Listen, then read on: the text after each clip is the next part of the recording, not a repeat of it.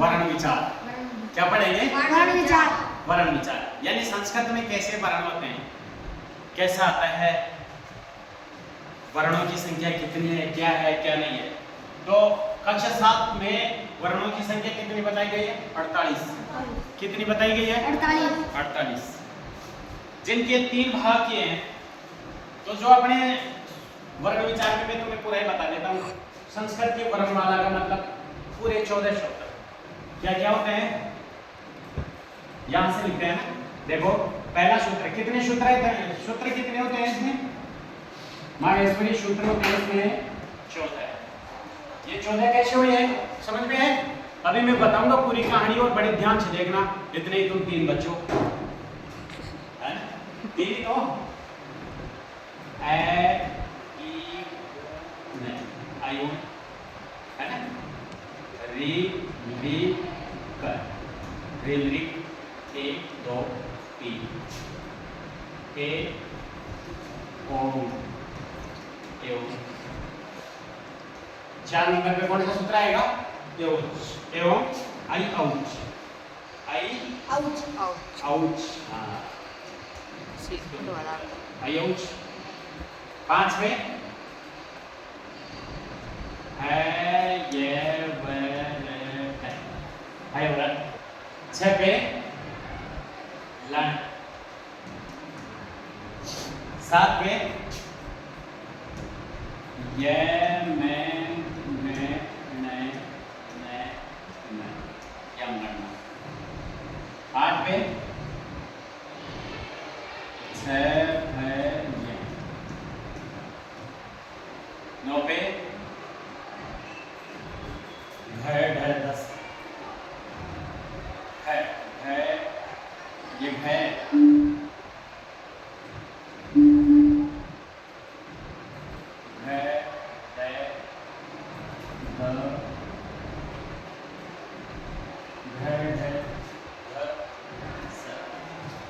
हो गया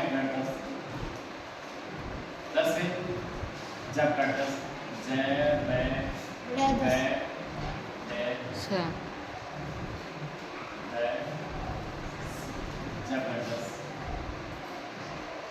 जब कर 10 11 में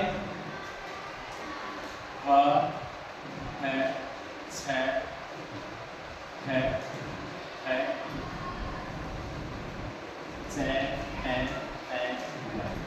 अब 75 है 6 है ना। कितना अच्छा सूत्र है।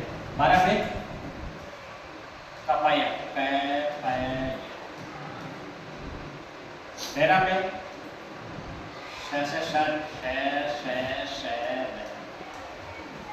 और 14 पे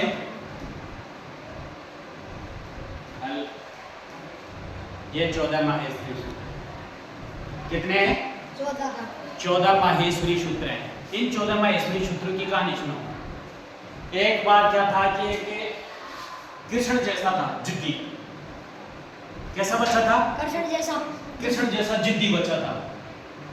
और एक पंडित जी महात्मा जी क्या करते थे, ज्योतिषाचार्य जो हस्त रेखाओं का ज्ञाता था। बड़े काम की कहानी है, इसको सुनो समझ में आएगा। सही बैठो। हस्त रेखाओं को देख रहा था और बता रहा था कि तू ऐसे करेगा, तुम ऐसे करोगे, आप ये बनोगे, आप ये बनोगे सबको। तो जो वो जिद्दी बच्चा था ना, वो भी गया उस लाइन में।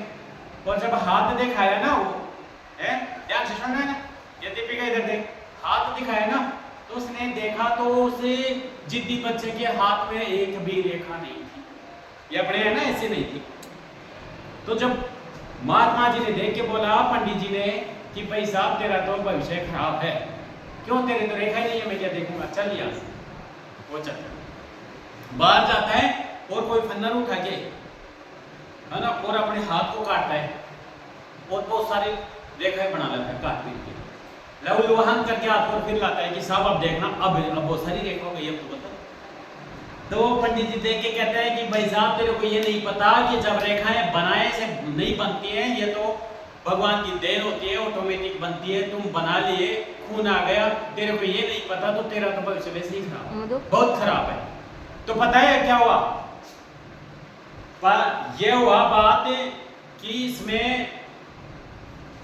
वो जिद्दी बच्चा वही बैठ गया जाके, और कि मैं घर भी नहीं जाऊंगा, कुछ भी नहीं करूंगा, यही बैठे बैठे शिवाय शिवाय, ओम नमः शिवाय, ओम नमः शिवाय का जप करने लगा। और इतना जप किया, इतना जप किया कि उसको भगवान साक्षात खुद शंकर भगवान आए और बोले उठ बेटा। वो जिद्दी बच्चा उठी, ओम नमः शिवाय, ओम नमः शिवाय, ओम नमः शिवाय, यही बोलता रहे। अब पता है क्या हुआ, बात यहां तक पहुंच गई तो बात भगवान शंकर को गुस्सा आया, डमरू पकड़ा बजाने लगा। तो पहली बार डमरू बजाना तो निकला आई ऊण, दोबारा बजाओ रिजरी एवं अयोच हयवरक लाणे यम गणम जबय घड़दस जब घड़दस खप जगत जगतौ कपय सस सर फल। तो हल बोला ना तब उठा वो जगह, और जो डमरू बजा उसी को लिख दिया। और ये ही संस्कृत के वर्णमाला है, जो हम हिंदी की वर्णमाला पहली दूसरी में अनार मोटा ताजा मतलब का राजा पढ़ते हैं ना, ये संस्कृत की वर्णमाला है, यहां से संस्कृत चालू होती है। अब इसको समझो, यहां तक ये क्या है, यहां तक स्वर है। स्वर कितने हैं, यहां तक। इनको क्या बोलते हैं, अच क्यों बोलते हैं, आप समझ लो बेटा, वो अक्षर ऐसे आते हैं। अच्छा, इसलिए बोलते हैं कि ऐसे लेके तक है ना, और ये चेक आगे ना, ऐसे लेकर तक के सभी वर्ण आज के लाएंगे। पाणिनि के अनुसार कितने स्वर हुए, कितने हुए, 9 ही हुए ना। पाणिनि के अनुसार 9 स्वर हुए। फिर हल, इनको सबको बाकी शेष को क्या बोला जाता है, इनको क्या बोला जाता है, बाकी शेष सभी को हल। हल क्यों बोला जाता है, अरे बेटा हल इसलिए बोला जाता है ऐसे लेकर ले तक है ना, ऐसे ले तक, इसलिए हल 33 होते हैं। ये अंतिम में जो हल अंत लिखे है ना, वो गिनती में नहीं आते हैं, कि लोग 1 2 3 4 5 6 7 8 9 10 11 12 13 14 15 16 17 18 19 20 21 22 23 24 25 26 27 28 29 30 31 32 33, और ये दोबारा आ गया, इसलिए इसको 2 बार गिना गया, ये ना ये 2 बार है, इसलिए 33। अब ये अपनी संस्कृत वर्णमाला है। अब आपको समझ में आया कि व्यंजन कितने होते हैं, 33, और स्वर कितने होते हैं, 9। ये वर्ण। अब इनके उच्चारण स्थान होती है, हम चर्चा करते हैं। देखो आगे उच्चारण स्थान, इसको बंद कर देना।